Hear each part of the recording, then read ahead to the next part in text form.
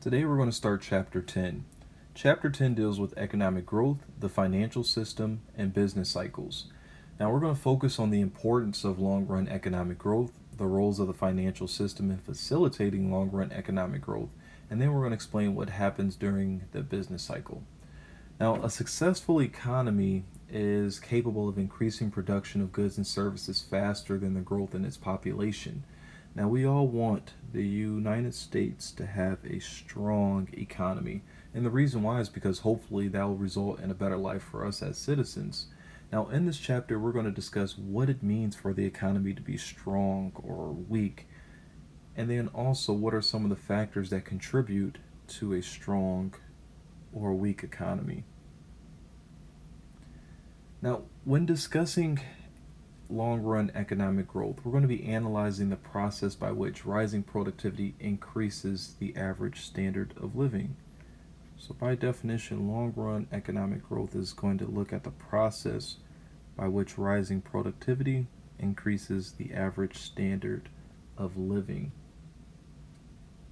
Now, we discussed very briefly the short-run swings in the economy due to the business cycle in our chapter on GDP. Now, the business cycle by definition is going to be these alternating periods of economic expansion where we see that real GDP is going to be increasing or an upturn in the economy. And then we also have economic recessions where we'll see that real GDP is going to be decreasing and it's going to be considered a downturn in the economy. Now, one thing to remember is that each period of expansion is not the same length, nor is each period of the recession. Now, the most utilized tool that we use to measure the average standard of living is going to be real GDP per capita. Now, the term real GDP just means that it's adjusted for changes in the price level, and then the term per capita just means per person. Now, since economic growth is so important, we're going to track our growth rates from year to year using a simple growth formula. Now, a growth formula is just going to be new minus old over the old. So that's how you can find the growth formula for anything. So the growth formula is going to be equal to new minus old over old. Now, we'll also multiply it by 100 to give us a number that's easier to work with. And now this is similar to what we did when we were calculating our inflation rate. So our inflation rate represented the increase in the price level from year to year. So we can apply that same concept here with finding our increase in GDP or real GDP per capita from year to year. So let's look at this example that we have. Now we have our 2015 value for real GDP. And then we also have our 2016 value of real GDP. So we'll always use the most recent year as the new values. And the previous years as the old one. So plugging it into our formula, new minus the old all over the old times 100.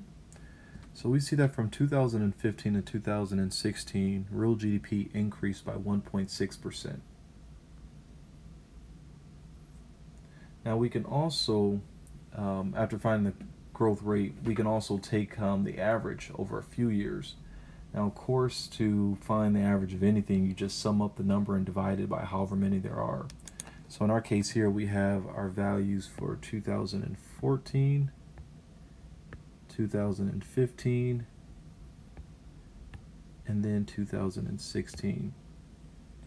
So all you do is just add up those values.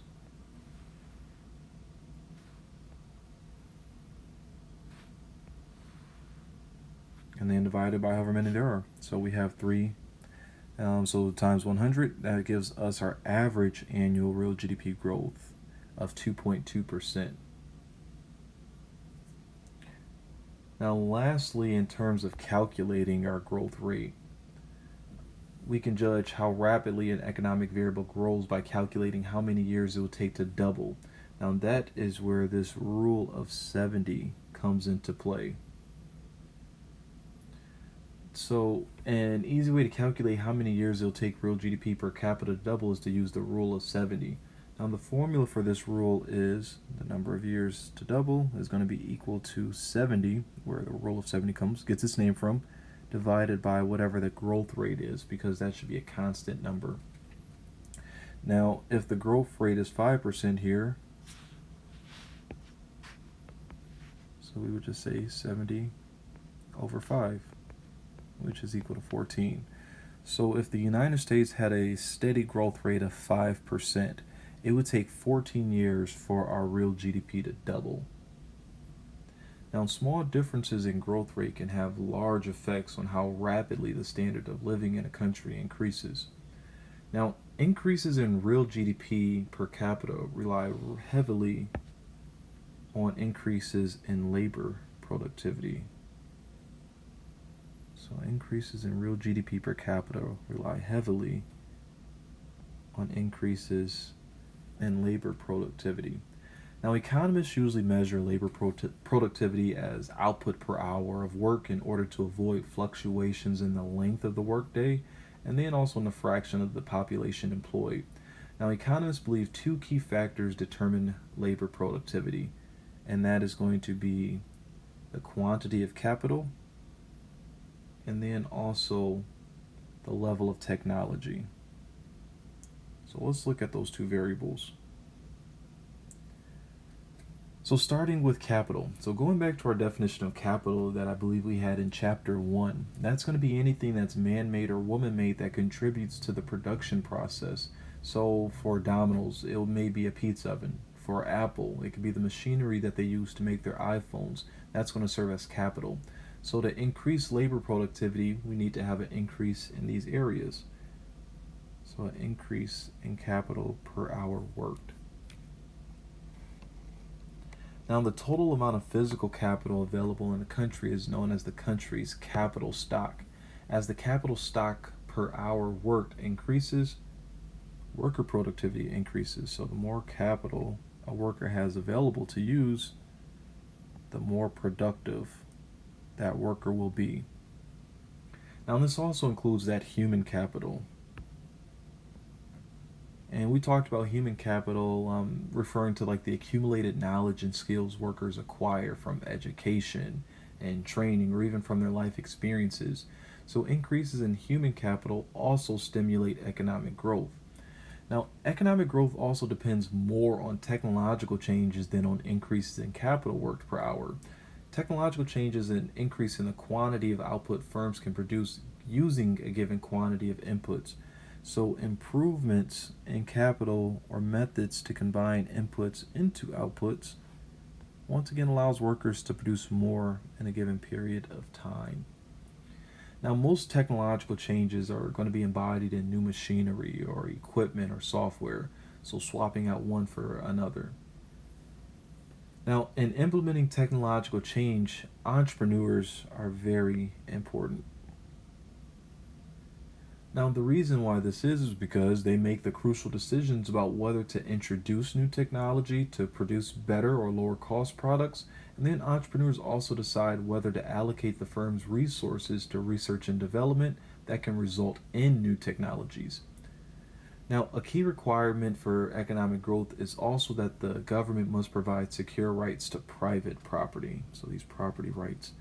Now, the government can aid growth by establishing independent court systems, once again to help define those property rights.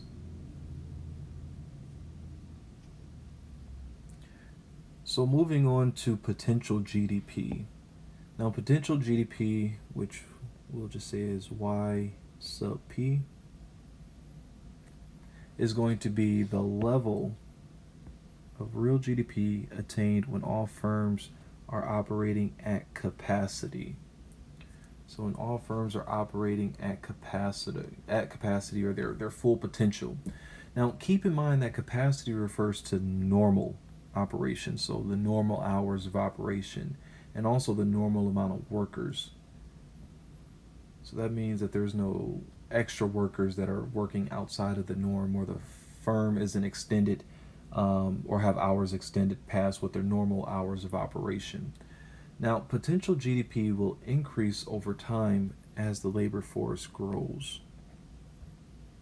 The more workers you have, the greater your potential for the amount that you're able to produce.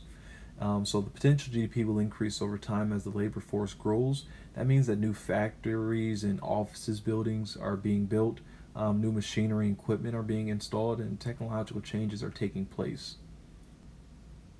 This table illustrates that oftentimes we're not producing at our potential. Sometimes our actual real GDP, so actual GDP is denoted as Y sub A, and we have our potential GDP as Y sub P.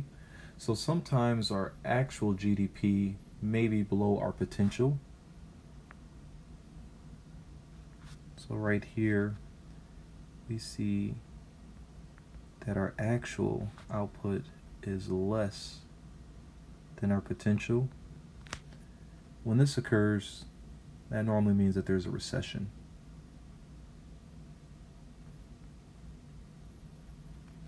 And then there's other cases, like right here,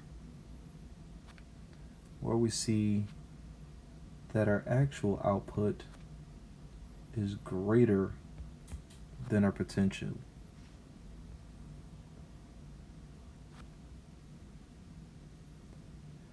Now in Chapter 12, we will explore how the economy responds when we are producing above or below our potential and some of the ramifications. Now, as we shift gears to the financial system, economic growth depends on the ability of firms to expand their operations. Now, firms can finance some of their own expansions through retained earnings, which is reinvesting profits back into the firm, also through financial markets and through financial intermediaries. Now, the financial system, by definition, is going to be the system of financial markets and financial intermediaries through which firms acquire funds from households.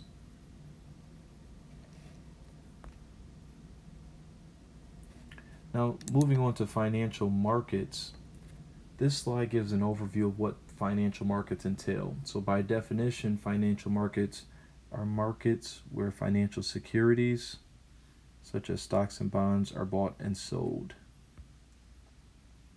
And then we have some basic definitions for financial securities, stocks, and bonds. And then we also have our outline for financial intermediaries. So these are going to be our firms such as banks, mutual fund, pension funds, and insurance companies that borrow funds from savers and lend them to borrowers. Now, you'll go more in depth with these types of markets and financial intermediaries in upper division economics courses or even in some of your finance courses. Now, the financial system provides three key services for savers and borrowers that are outlined on this next slide here. Now, those three key services are risk sharing, liquidity, and information. And you're given the definitions for those on this slide. Now let's look at the market for loanable funds. Now the market for loanable funds refer to the interaction of borrowers and lenders that determines the market interest rate and the quantity of loanable funds exchanged. So the demand for loanable funds is determined by the willingness of firms to borrow money and engage in new investment projects. So we have the demand, and as you see, it's going to be this downward sloping line. Oops. So our demand curve is always going to be downward sloping, representing this inverse relationship between the quantity of loanable funds and the real interest rate. So what we see is that the lower the interest rate, the more investment projects a firm can profitably undertake. Now the supply of loanable funds is going to be determined by the willingness of households to save and by the extent of government saving or dissavings. So the higher the interest rate, the greater reward, or the greater the reward for savings, and the larger the amount of funds households will save. So we have this upward sloping supply curve, representing this direct or this positive relationship between the quantity of loanable funds and the interest rate. Now, I always use the analogy with credit cards. When are you more likely to spend money on goods or services? If your interest rate on your credit card is 1% or 27%. Now, of course, we know that the 1% interest rate entices spending and the 27% does not. So if people are not spending money, then they're going to be saving it. Also, you can kind of ask, when are you more likely to keep money in the bank? If they're paying you a 10% interest rate or a 1% interest rate. Now, of course, it would be if the 10% interest rate was in effect. Once again, higher interest rates just encourage saving. Now, because both borrowers and lenders are interested in the real interest rate they receive or pay, equilibrium in the market for loanable funds determines the interest rate. So we always find our equilibrium point where our supply curve and our demand curve intersect, which is going to be right here. And that gives us our equilibrium interest rate and also our equilibrium quantity of loanable funds. Now, we draw the demand curve for loanable funds by holding constant all factors other than the interest rate that will affect the willingness of borrowers to demand funds. And we draw our supply curve, once again, holding constant all factors other than the interest rate that affect the willingness of lenders to supply those funds. So therefore, an increase in demand for loanable funds, such as we have right here. So we have this increase in demand represented by this rightward shift of the demand curve. So an increase in demand results in an increase in our equilibrium rate and an increase in our equilibrium quantity. So we see we're going up from interest rate 1 to interest rate 2 here. Maybe it went from 3% to 5%. And we have an increase in the equilibrium quantity of loanable funds. Maybe it went from, just rough numbers, 4 trillion to 5 trillion. So anytime there's an increase in the demand for loanable funds, that's going to cause the interest rates to go up and also the equilibrium quantity of loanable funds to go up. Now, since this is a topic covered in more upper division macro courses, I mainly just want you to focus on what happens to the equilibrium interest rate and quantity of loanable funds when there's a change in demand or supply of loanable funds. Now, in the following tables will kind of help illustrate those changes. We see that if there is a decrease in supply, as we have here on this first one, so we have this decrease in supply. Whenever there's a decrease in supply, we're going to see that the real interest rate is going to increase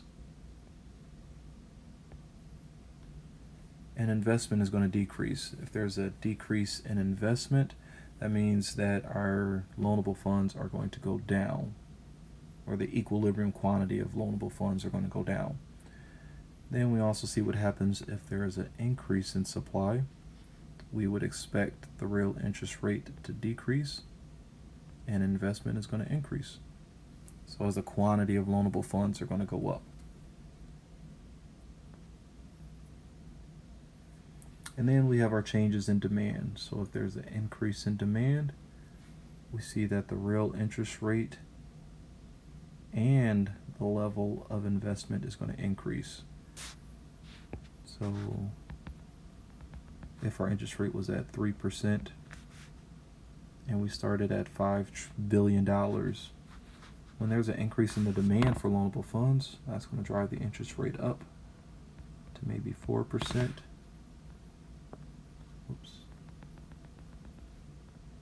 And maybe $6 billion for our equilibrium quantity of loanable funds. And then lastly, if there's a decrease in demand. So whenever there's a decrease in demand, we will expect the real interest rate and the level of investment to both go down. So that's what I want you guys to just kind of focus on. What happens when there's an increase in demand or supply of loanable funds, and how does that affect the overall interest rate and the equilibrium quantity of loanable funds?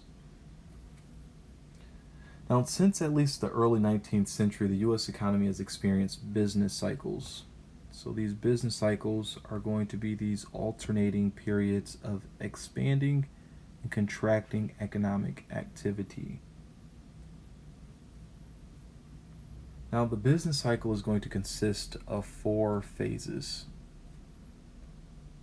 So we have the phase of rising, which is going to be the expansionary phase. Now, during periods of expansion,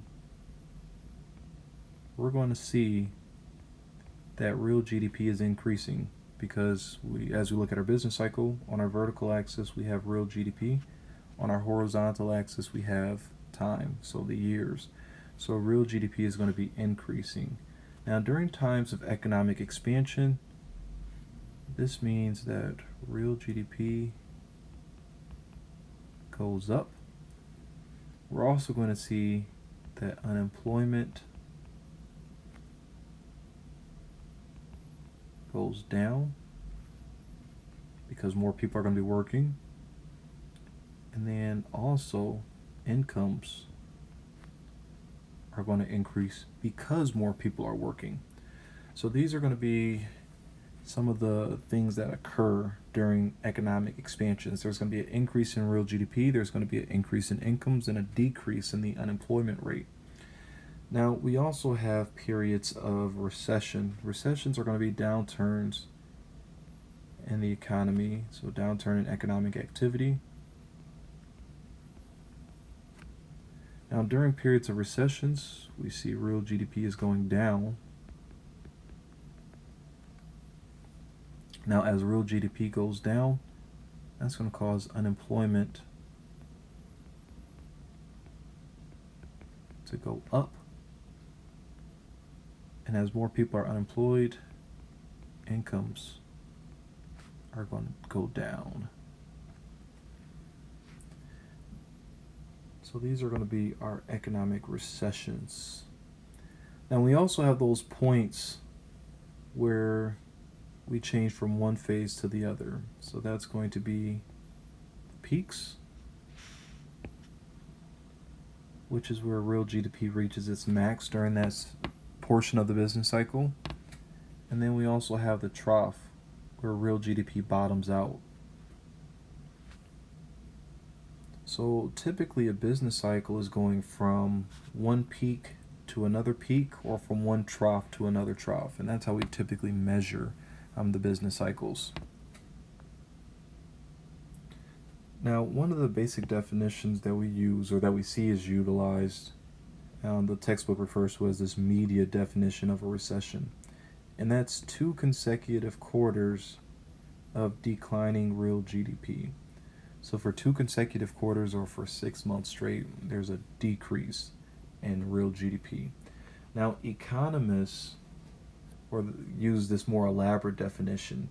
Now, they defined a recession as a significant decline in activity spread across the economy, lasting more than a few months, visible in industrial production, employment, real income, and wholesale retail trade. Now, each of these are going to be some of the leading and coinciding and lagging indicators of economic growth within the business cycle, which is why economists pay attention to them. And there's monthly reports that come out, actually there's weekly reports that come out for some of these indicators that the Bureau of Labor Statistics pays close attention to. So let's look at what happens during the business cycle. Now, during periods of economic expansion, we typically see an increase in spending. So actually, let me write this out. During periods of economic expansion, typically that means that there's going to be an increase in total spending. When the economy is doing good, people have a lot of extra money in their pockets, so they're going to spend that money on goods and services. Now, as spending increases, firms need to increase their output to keep up with the demand. So there's going to be an increase in output, which we'll refer to on an aggregate level as real GDP. So I'll just put output in parentheses above that. So When there's an expansion, well, during periods of expansion, total spending is going up, which means that firms need to increase their output to keep up with the demand for their products. And now, as they increase their output and are most likely operating above capacity, they also increase the number of workers that they have, thus, unemployment decreases. So, they hire more workers.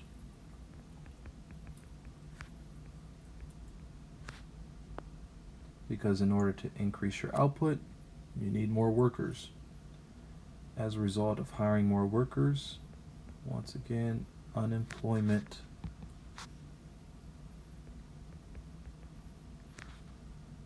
goes down.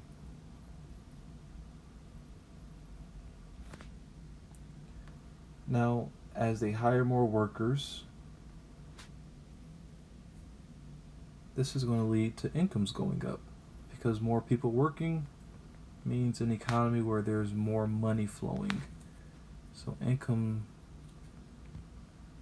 is increasing within the economy, which allows them to spend more, because as income goes up, people have more money to spend, and we see that the cycle kind of repeats itself. So this is what happens during periods of economic expansions. So total spending is going up, which causes firms to increase the amount that they're producing. As they need to increase their output, they have to hire more workers. As they hire more workers, those workers get paid, so they're making more money. And that money that they're making, they're spending on goods and services. Now, near the end of an expansion, we see that interest rates are rising. The wages of workers are rising faster than other prices, and then that's causing firms' profits to fall. Now, as a recession begins, let me write that up here.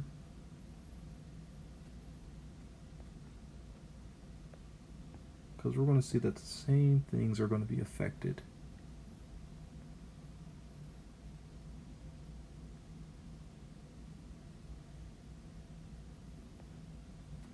So whenever there's a recession,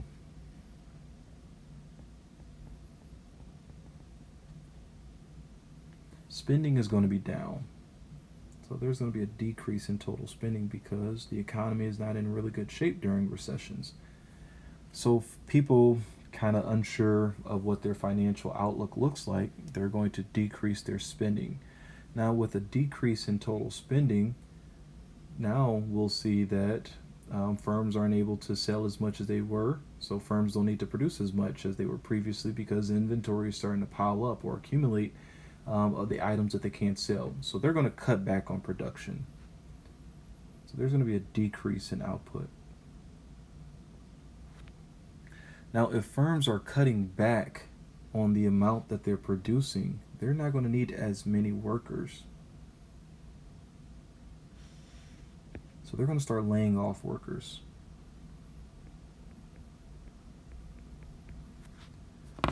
Now, as more workers get laid off, that's going to cause our unemployment rate to go up.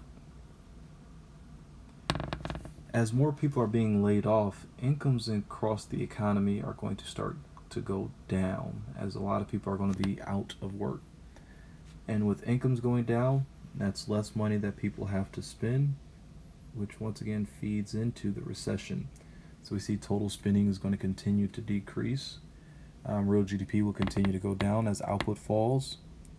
More workers are going to be laid off, causing our unemployment rate to go up, which in turn causes incomes to decrease. So this is going to continue to happen into some form of intervention or improvement in economic conditions. Now, this slide illustrates how producers of durable goods and non-durable goods are affected differently by the recession. We see that during recessions, firms selling durable goods are more likely to be hit harder by a recession. And the reason why is because most consumers continue to buy non-durable goods like food and clothing, even during periods of economic recessions. And lastly, let's look at how the business cycle affects inflation. Now remember, we said that during times of economic expansion, total spending is going up. Now as a result of an increase in demand for products, firms will likely increase the price of their product. So during expansions, demand for product is high, resulting in increases in prices, as we talked about in chapter 3 on a micro level. So when we look at it on an aggregate level, when prices are increasing, this means that the price level is going up. Now, an increase in the price level results in inflation. So during periods of economic expansions, we have to be cognizant of the potential for inflation.